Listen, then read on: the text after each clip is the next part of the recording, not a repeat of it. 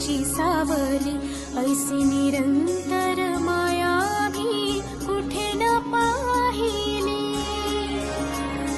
आनंदाचे दान दे, संकटात धाव घे, सारी सुमने श्वासांची स्वामी चरणी वाहिली। कारण हा सगुण साकार, सदा हा केसी धावून ये, अपरम